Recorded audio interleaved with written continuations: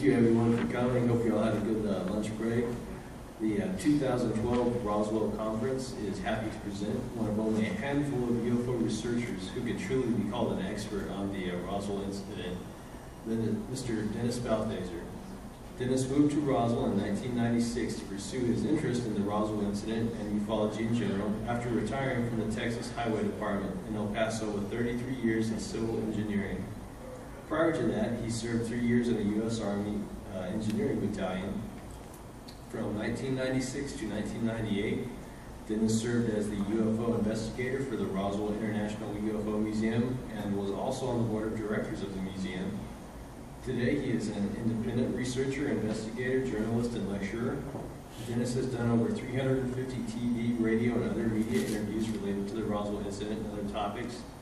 He's appeared on CNN, MTV, the Sci-Fi Channel, the Today Show, Dateline, Nightline, NBC, ABC Nightly News, the Jeff Rense Program, Coast to Coast AM, Discovery Channel, National Geographic, and the History Channel. Dennis has truly done it all. Dennis is a certified UFO investigator with the Mutual UFO Network, better known as MUFON, and currently writes editorials for 31 websites and the nation's foremost magazine about unidentified flying objects, UFO magazine. Dennis is also a board member of the Great Pyramid of Giza Research Association Advisory Board. Ladies and gentlemen, please welcome Mr. Dennis Balthaser.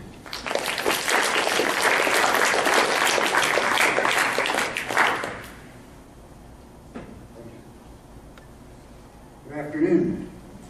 Good afternoon. Thank you.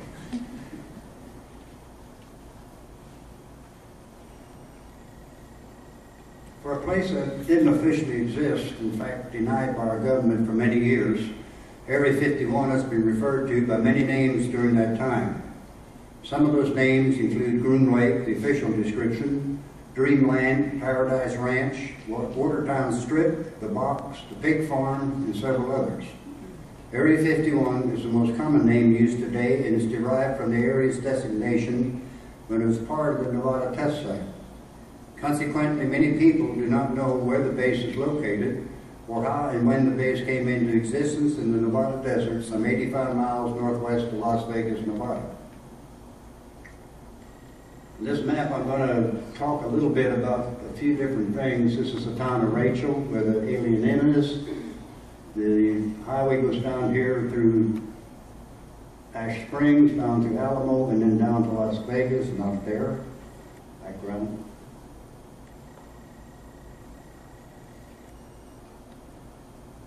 Area 51 is located down here. Papoose Lake is south of there. There are a couple of mountains here I'll talk about.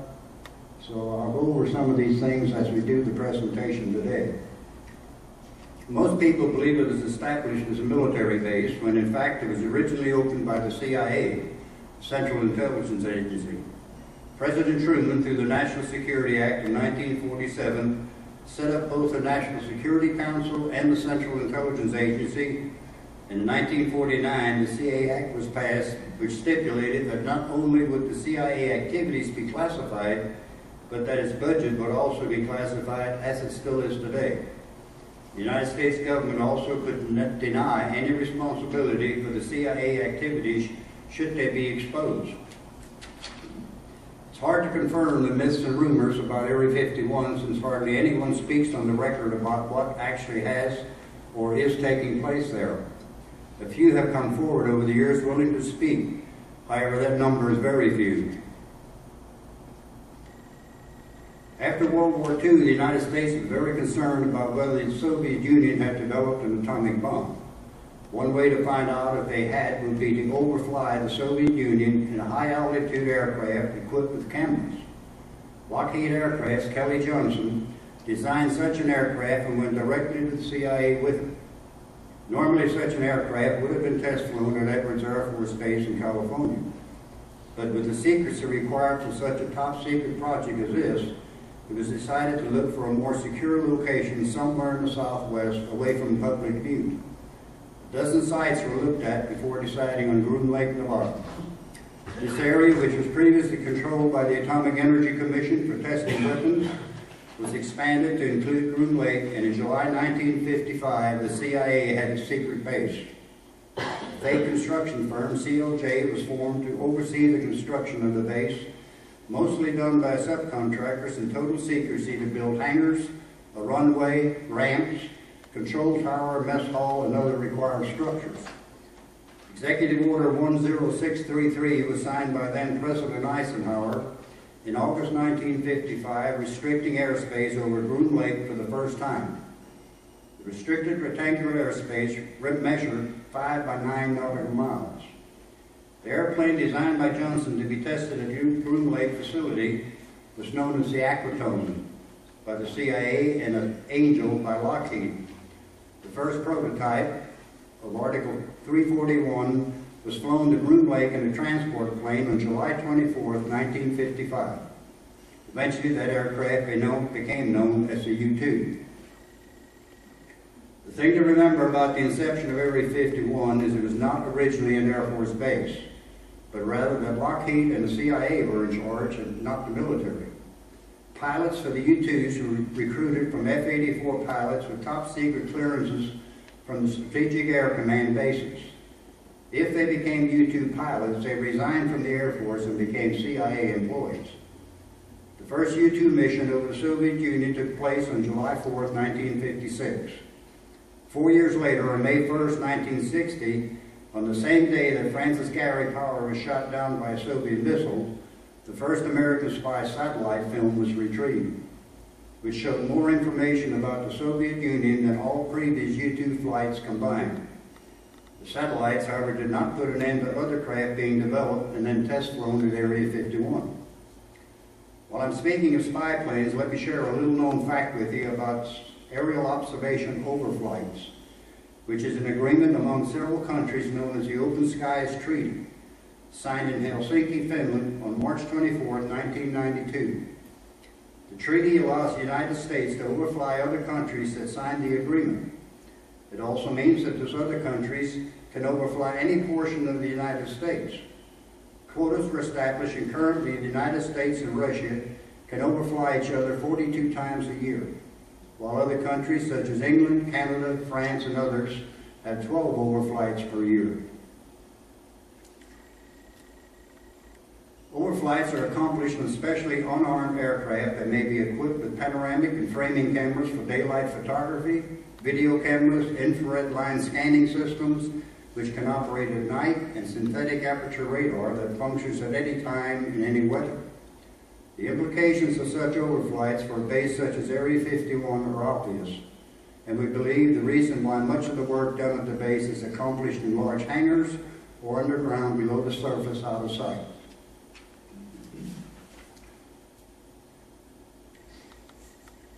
The U-2, which I mentioned, was the purpose of opening the secret base and was capable of reaching an altitude of 75,000 feet, and the Russians had observed nearly all the flights of the U-2, so Kelly Johnson went back to the drawing board and developed another high-altitude aircraft known as Project Oxcart, which eventually became known as the SR-71 Blackbird, still one of my favorite airplanes.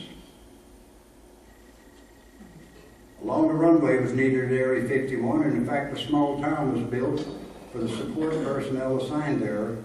And of the many altitude and speed records still held by the SR-71, one involved crossing 7 time zones in 3.5 hours, and another was a New York to London flight in 1 hour and 55 minutes. When Kelly Johnson of the Skunk Works was asked to build the Oxcart aircraft by the CIA, which was later named the SR-71, they required an aircraft that could fly at 3.5 times the speed of sound. That's a half mile per second, with a range of 4,100 miles at an altitude of 84 to 97,000 feet.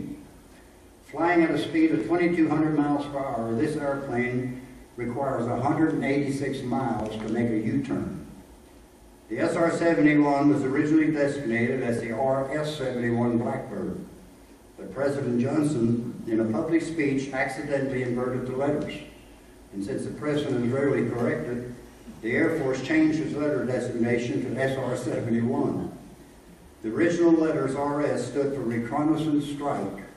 The Pentagon originally termed the name Blackbird black because it had been developed in the dark by the CIA, and bird because it could fly.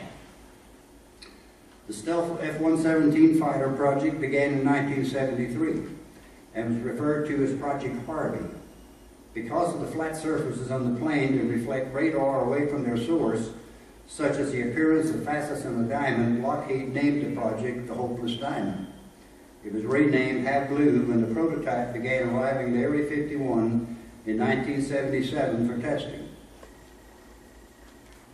The American public and the rest of the world didn't find out about the stealth fighter until 1991 during the Gulf War, 18 years after the project had begun, with the possibility that it may have been used in Panama prior to that without any or very little publicity.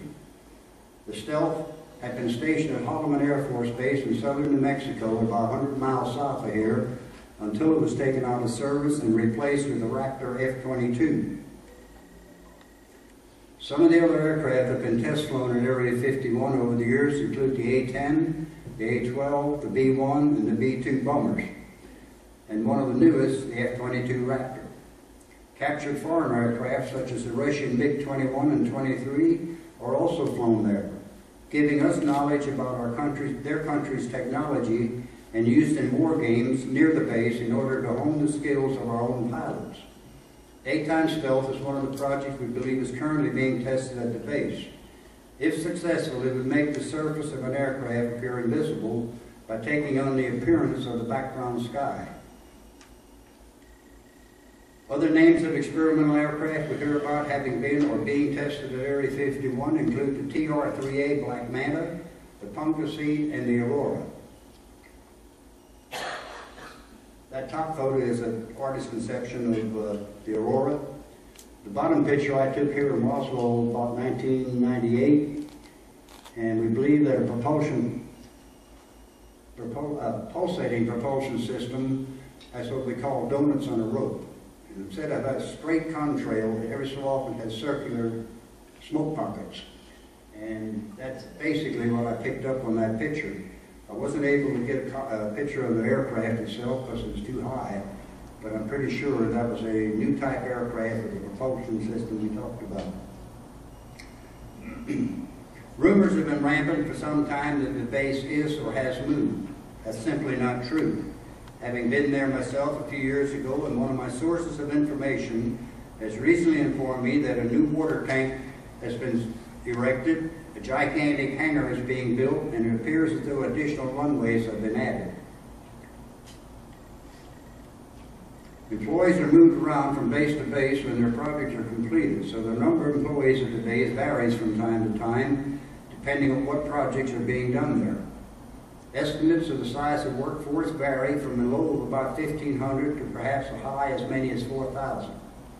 Starting with former President Clinton in 1995, each year the President of the United States issues a presidential determination pertaining to classified information concerning the Air Force operating location near Groom Lake, Nevada. Basically, that determination states that information concerning activities at Groom Lake have been properly determined to be classified, and disclosure would be harmful to national security. Continued protection of this information is therefore in the paramount interest of the United States.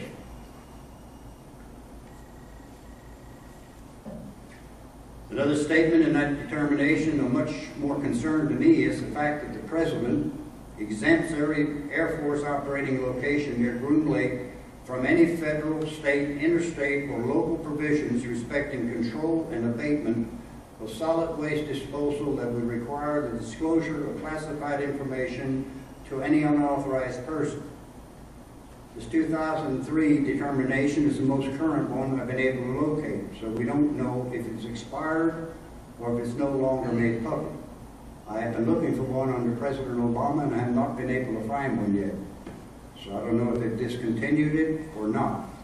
One of the reasons that this was brought about was there were two women sued the United States government because their husbands died of radiation exposure while working at Area 51.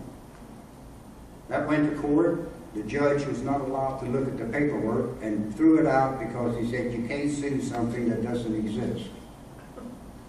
I don't know what happened to the two wives. I'm sure they were compensated in some way, and we haven't heard any more. As a taxpayer who has helped pay for the base over the years, I certainly would be disturbed if the base were shut down or moved, particularly after being lied to about its existence for many years.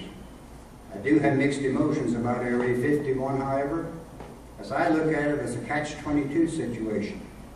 As a world leader, our country needs a location to test newly developed aircraft and other technology, because we certainly don't want our adversaries knowing what we're developing. But if some of the rumors about what takes place there are true, including rumors about alien craft or beings, I'd like to know it. I also think the base should be required to comply with all environmental policies imposed on other industries and explain why employees working at the base have died due to radiation exposure, as has been reported in recent years. Because of the government's past record, I'm highly suspicious they are hiding something other than just the development of new aircraft.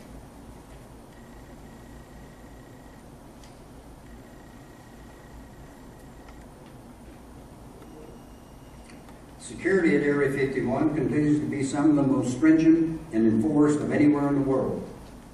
Having myself been at the entrances of the base, I can assure you that being there is quite different than watching a documentary or seeing photos in a book about the security at Area 51. That's not one of the guards. I'd kind of like to put a comment on that, just why can't I go in there? The security personnel employed at the base by Wackenhut usually wear camouflage uniforms without markings and are affectionately known as Camo Dudes. It's believed that most of the guards are ex-Navy SEALs or Delta Force personnel. In addition to the white Grand Cherokees we've heard about the Camo Dudes using for years, they're also now using newer Ford and Chevy pickup trucks. There's an interesting thing about this picture. The license plates on the front of those trucks, the first two digits in the license plate are the year of the truck. Like if it has an 09, it's a 2009 model truck. The guys are serious, very serious. You notice there's no license plate on the front of that truck? You can't take pictures of them anymore and try to check to see where the trucks came from and who they're registered to and things like that.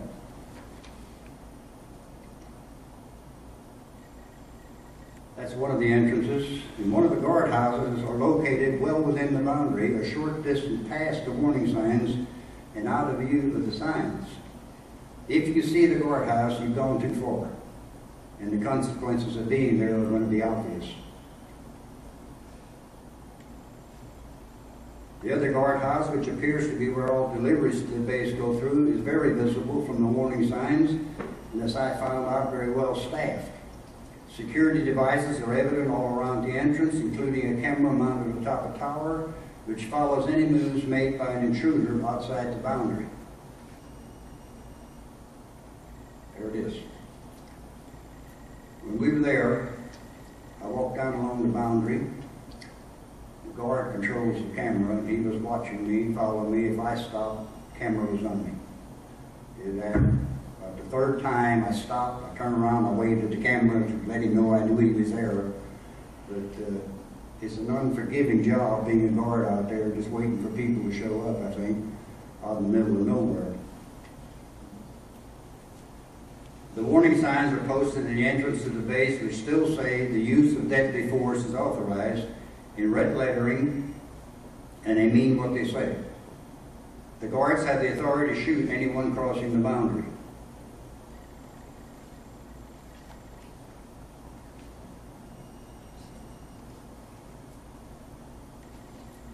Red lettering at the bottom.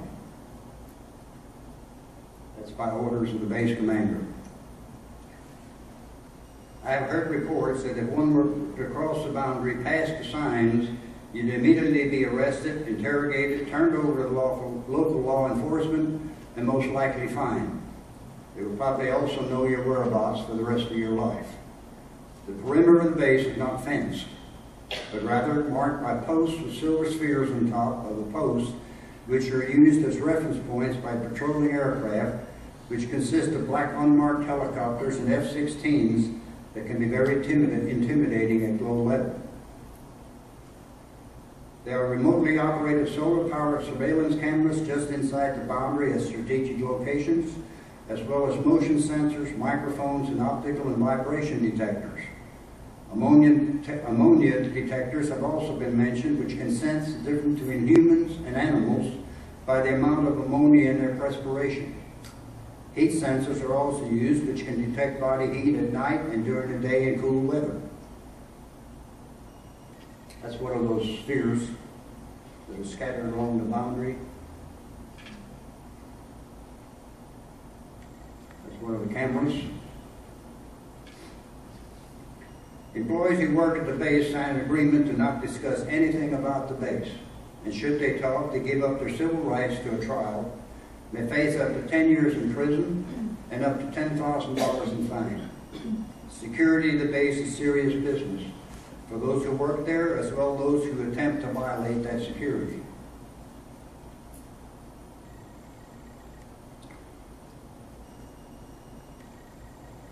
Nevada Highway 375 was renamed the Extraterrestrial Highway a few years ago by the governor of Nevada. It was a 98-mile stretch of highway, and 30 miles north of the southern end is where the town of Rachel is located. One of the few side roads intersects the highway heading off to the south toward the distant mountains, where one of the entrances to the base is located. When we were out there, that's about a 13-mile road back to where the signs are. And I told my wife, I said, about 10 miles, start watching the hills. We'll probably be able to see some guards. And sure enough, we came around one of the sand dunes. They're sitting up there in the hill with the truck with binoculars watching us. And by that time, I'm sure they had my license plate number, knew where I was from, and a whole lot about me.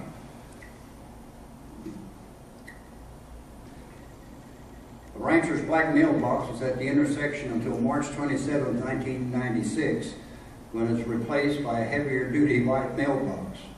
This may be the world's most photographed mailbox. It's a highly regular landmark of many UFO enthusiasts who have had sightings of unusual objects in the distant sky while parked there. Until April 10, 1995, there was a pair of hilltop viewpoints at the jumbled hills that overlooked a portion of the base known as Whitesides Mountain and Freedom Ridge. The Air Force went before Congress and received permission to annex some 5,000 acres, including those two viewpoints, into the buffer zone of the base. This means that the area incorporated in Area 51 is now the size of Connecticut, and its restricted airspace above the base encloses almost 1,000 square miles.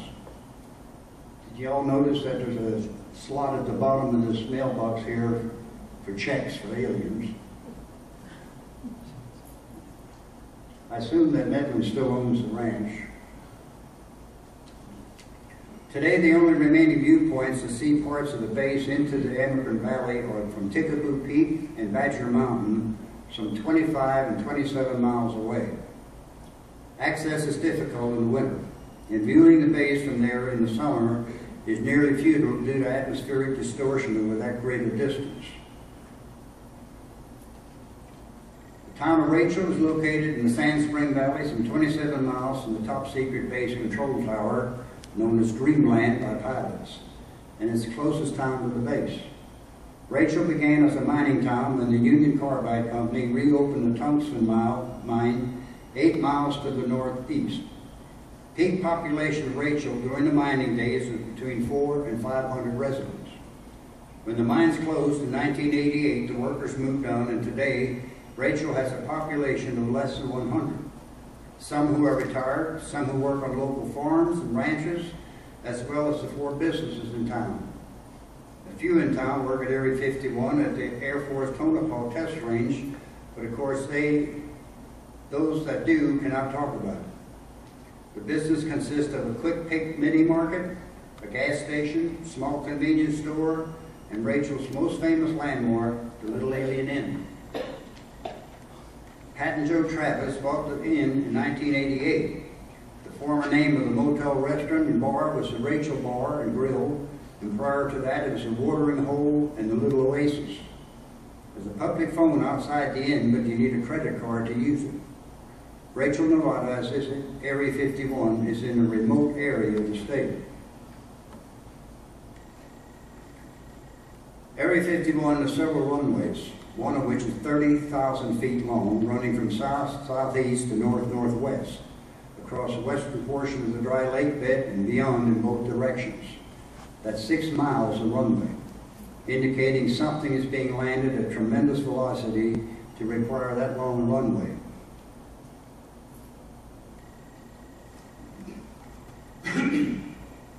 The two on the dry lake bed don't show up real well, but there's 2 runways here. Here's the 30,000 foot. There's another one right here. This right here looks like a new tarmac. That looks like new asphalt across there, which means that's been added fairly recently. The hangars housing fuel and water storage tanks and other structures are mostly located south-southwest of the dry lake bed, near the slopes of Papoose mountain range.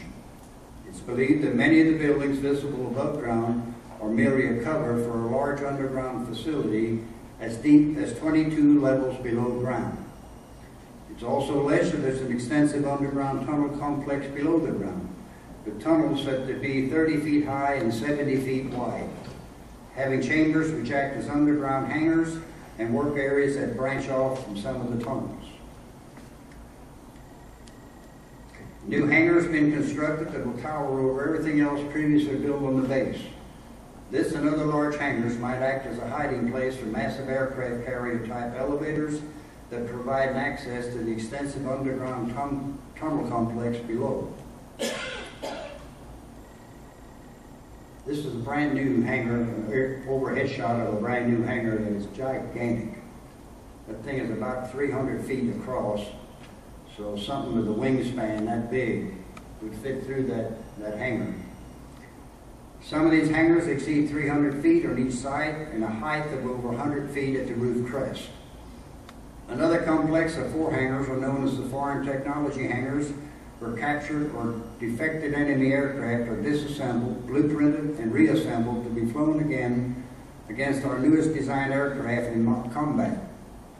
This provides us with their weaknesses and gives us a way to exploit the enemy in real battle. The Tonopah Test Range, adjacent to Area 51, is used several times a year for such projects as red flag and green flag exercises, where pilots train to improve their combat skills and help train ground support personnel. Normally during these exercises, the aircraft do not enter the restricted airspace of Area 51. The Nevada test site is located southwest of Area 51 and covers 1,350 square miles, where nuclear testing above and below ground took place starting in 1951. Besides the nuclear testing done there, extremely toxic gaseous agents were also tested there. The employees that live in the surrounding towns and work at the base have been seen commuting in large white unmarked buses, while many commute daily or weekly from Las Vegas, Nevada's McCarran Airport. At the Las Vegas Airport is a separate terminal in the northwest corner of the airport with high security for the employees to park their vehicles in a large fenced-off parking lot with 1,500 parking spaces.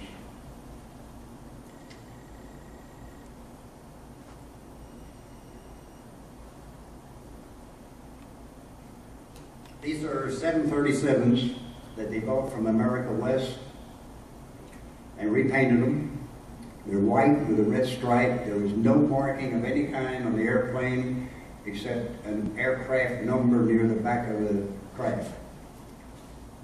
The bottom picture shows 5 of them sitting there. And on the top picture you can see people disembarking from it after a day of working out at Area 51 or Tonopah or somewhere else. This is a high security portion of the McCarran Airport. These employees board what are referred to as Janet flights to Area 51. On any given day, the parking lot is usually 2/3 full. As many as 15 to 20 flights depart Las Vegas for Area 51 and or Tonopah Test Range daily. Janet flights are a fleet of 6 white 737s and 5 smaller Beechcraft King executive jets. All the 737s are repainted white with a red stripe down the length of the plane.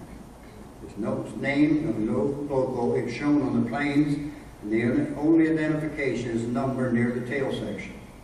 The planes are registered to the Department of the Air Force in Layton, Nevada. These Janet flights probably also shuttle workers between Groom Lake, Lockheed Skunk Works in Palmdale, California, and the Lawrence Liverpool Laboratory in the San Francisco area.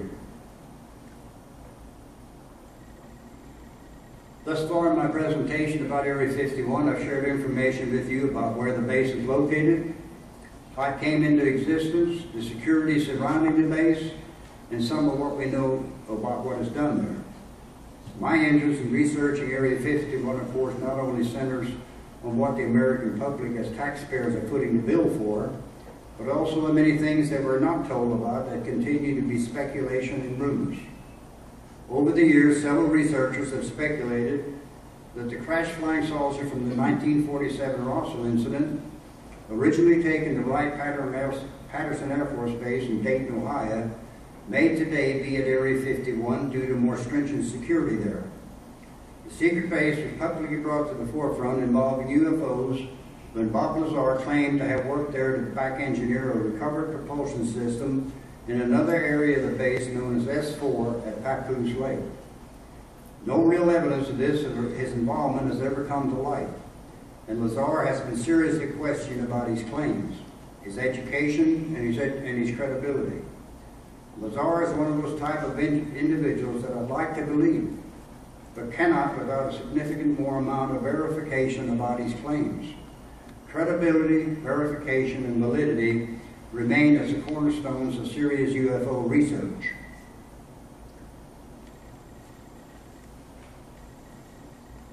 Groom Lake's up here, Papoose Lake is down here just to the south of Area 51. Papoose Lake, where Lazar supposedly worked, is located 9 miles south of the control tower at Area 51. There's also a dry lake bed that can only be reached by a few dirt roads from the Nevada test site and Area 51. S4 is rumored to be a location near the northeast corner of the dry lake bed containing 9 camouflaged hangars dug into the side of a hill. The doors are not just ordinary hangar doors, but are painted with a sand texture to blend into the side of the hill, and thus are not viewable from aircraft or satellites above.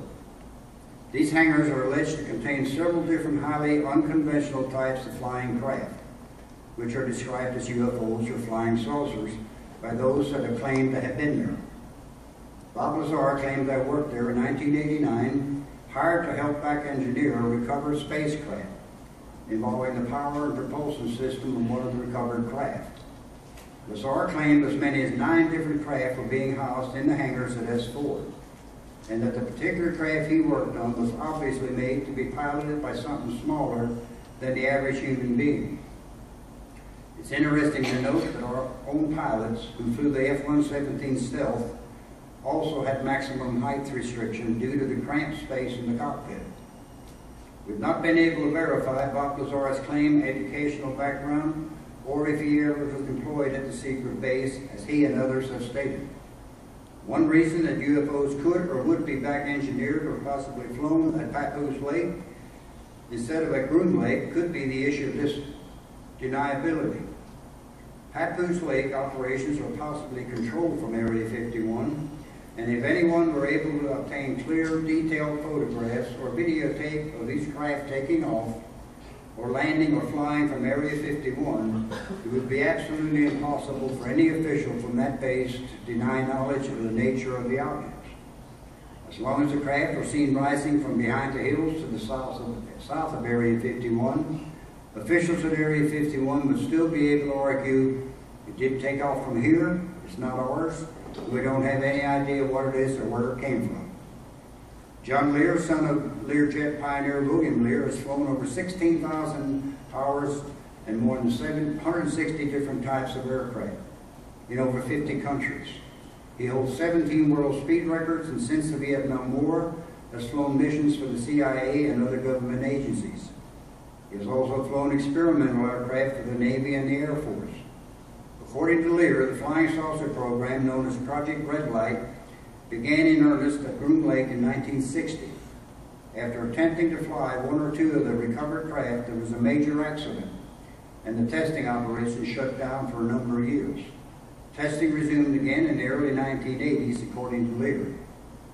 Lear also commented that the underground facilities, such as the reported 22 levels below ground at Area 51 and several underground at Papoose Lake, are common at other military installations as well. It's believed that the Northrop facility in California has 42 levels below ground, and the Lockheed facility goes down 300 feet. White Sands, New Mexico has 4 levels below ground we know about and could possibly have 7. Lear and other researchers believe a network of tunnels connects several military bases in the United States. It's also been known that other countries have underground facilities, as I explained in my underground bases and tunnels research and lecture.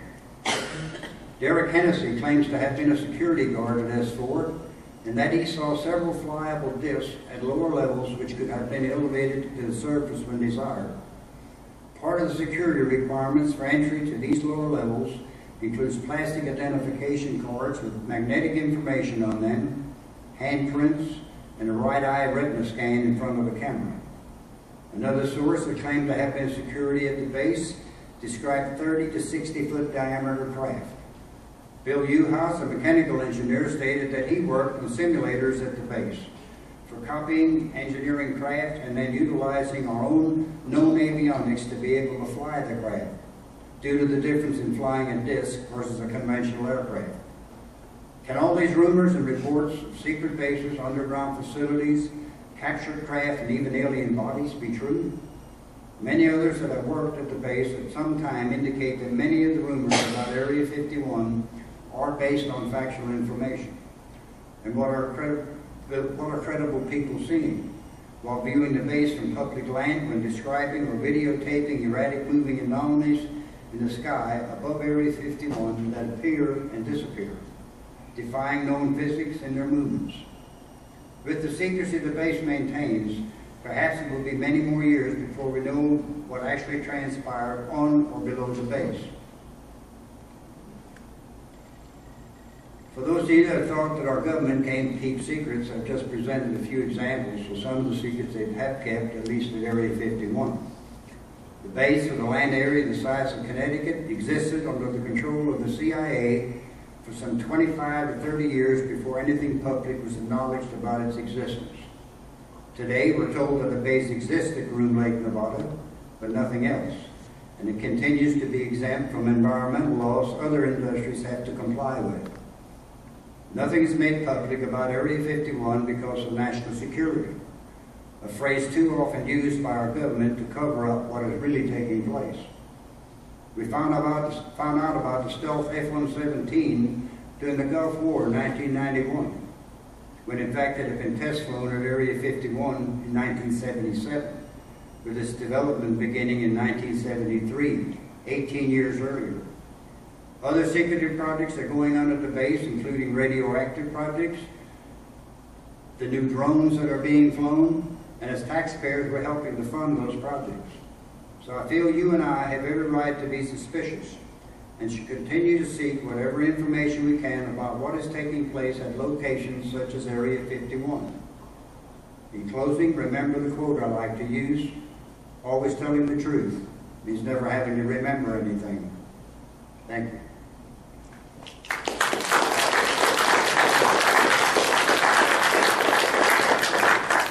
See if you have any questions.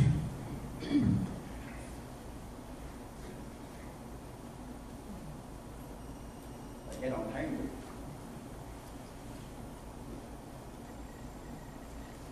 Questions? Anybody? I have a question. Is Nevada one of the states that I doesn't have... can't hear you. Does Nevada have a sales state tax? They do? They used to have something low. I'm just wondering what the economic revenue is to the state of Nevada with all this secrecy. Does Nevada have the state Yes. sales tax? We have a sales tax, and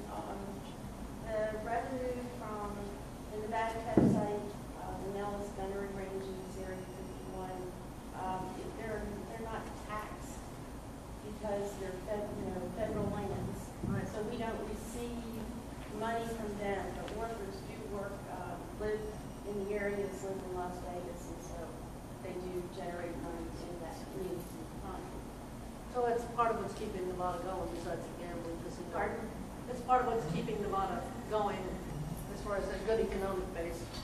Well, I mean, actually, when the test site was founded in the first decade, it doubled the population of Las I Vegas. saw another hand here, something, yeah. Okay.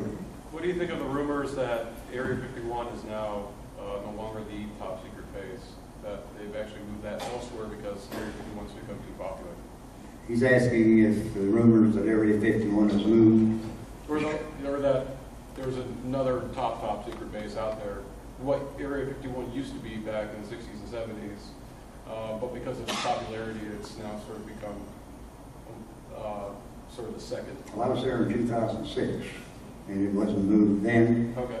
And I'm pretty well convinced it's not moved now based on the fact that this new hangar has just been built, that new tarmac has just been put on the runways.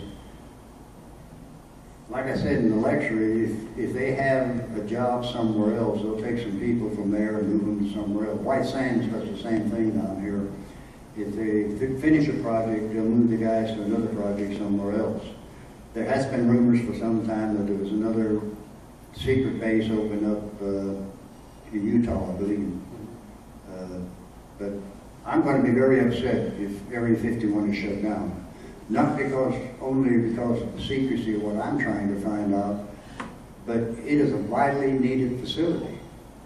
We need to have a place to develop our technology. Our aircrafts or our adversaries don't know about it. And Area 51 has served that purpose well. Yes, you can get up to the gates, but that's as far as you're going to go. If you have any brains, you're not going to go any further. Because once you go across that border, you belong to them. And the warning sign is plain enough. To use of deadly force for people from California, that means you can shoot you. You know, because it's that serious. Yes, sir. In your study of Area 51, did you connect any of the cryogenics at Wright-Patterson Air Force Base along with it? The Nellis Air Force Base? No, it's Wright-Patterson, Dayton, Ohio. Wright-Patterson. Yeah, Fairfield, Ohio. I've been a firm believer for a long time that the debris from the Roswell craft that originally went to Dayton, Ohio, to Wright-Patterson, for a good reason. They were doing the back engineering from the Second World War.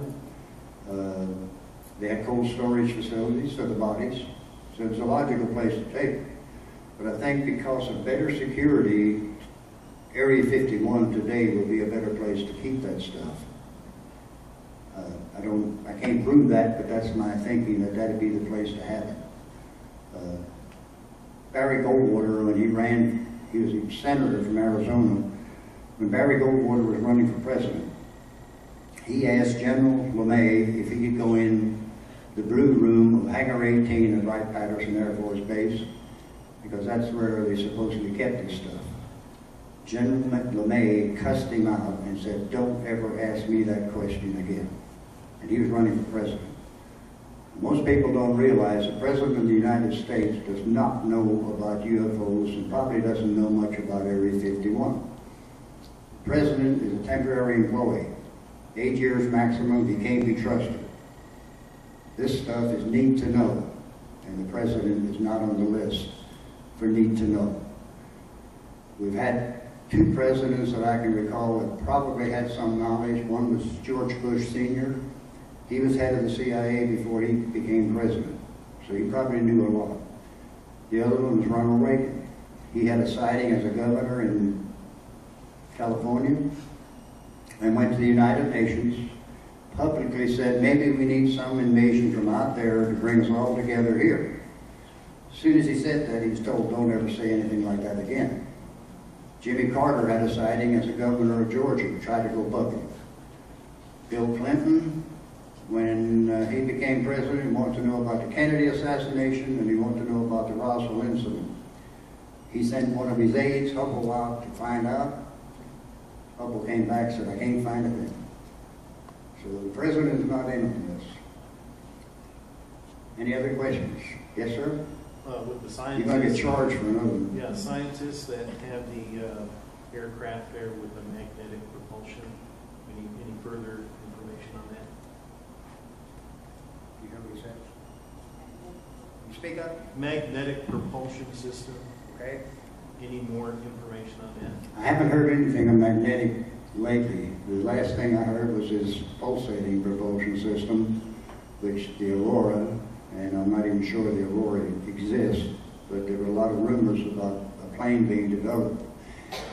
And it's always amazing to me that the F-117 Stealth that we found out about in the Gulf War, that was stationed here at Holloman at White Sands, that was the highest technology we had.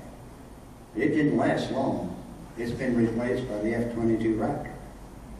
And I heard recently that the F-22 Raptor is going to be replaced by another aircraft. Now, we've been told they don't use the U-2 or the SR-71 anymore. I don't buy that. I've got a picture at home of 12 SR-71s sitting on the tarmac at Area 51. 2 of them have a double canopy, which is a trainer, pilot and a training pilot behind them. So these type of aircraft, they're not going to get rid of them. That SR-71 leaks like a sieve. It's nothing but an explosion sitting on the ground. When it gets up to altitude and speed, it tightens up. But as it's sitting on the ground, it leaks fuel. But that's part of the design of the aircraft. Anybody else? Yeah. I just want to make a comment. I've been near a Stealth. I was at home one time for something else, and we were in the hangar, and I watched one going out. It was about 100 feet away. I can't hear you when you get there. There was a Stealth bomber going out by the hangar, and it was very quiet. Very low, very quiet. Here? Yes, at Holloman. Very interesting. It had a whole different chemistry when it comes to how it flew. It was just very quiet, considering how close we were to it, and it was in motion. So what makes my point being, hovercrafts or UFOs, whatever, that the technology, in essence, I think we have it. It's just how it's shaped.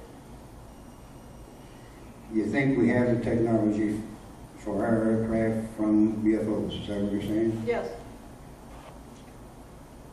Lieutenant Colonel Corso put out a book called The Day After Roswell. Extremely good reading book, excellent reading book. It's one of the page turners. I read the whole book and I got to the back, there wasn't one reference. That threw up a red flag for me. When you're doing this kind of research, you have to have references, you have to have validity, and you have to have confirmations. In that book, he said that we got such things as night vision, microchips, and lasers from the Roswell craft. Microchips were invented by Texas Instruments. The guy got a Nobel Peace Prize for it. The lasers were invented by somebody else, so I don't buy what he said. I do buy the fact that there's a possibility that some technology that we have today could have come from a captured craft somewhere. The Roswell craft was nothing but pieces. And consequently, I don't think 65 years later we still know what we have. I'll talk about this tomorrow during the Roswell lecture I'm going to do. There was a crash at Aztec, New Mexico in March 1948, 10 months after Roswell. Not many people know about it. A new book just came out by Scott Ramsey after 26 years of research. That was a 99-foot craft with 16 bodies that came down intact. It actually landed. It had some kind of mechanical problem and it came down on a mesa in Hart Canyon, 8 miles east of Aztec. That's the kind of craft that you could take somewhere and back engineer and get some information out of it. The Roswell craft is going to be awful hard to back engineer because it wasn't done to pieces. So as far as answering your question, I think some of the technology could come from, and if you look at the B-2 and the F-117 from a certain angle, it certainly looks like it could be a UFO. Other questions? Karen, we're running ahead of schedule. Do you want to go on earlier? I don't know, you have a schedule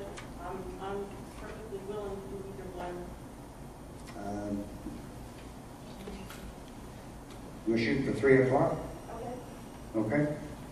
All right, we're gonna take a break to 3 o'clock, and then Karen Green is here from Las Vegas, and she's got an excellent presentation coming up about the Atomic Museum out in Las Vegas, and she's going to talk about Area 51. Probably won't agree with a whole lot of what I said. But y'all come back at 3 o'clock and we'll do this again. Thank you.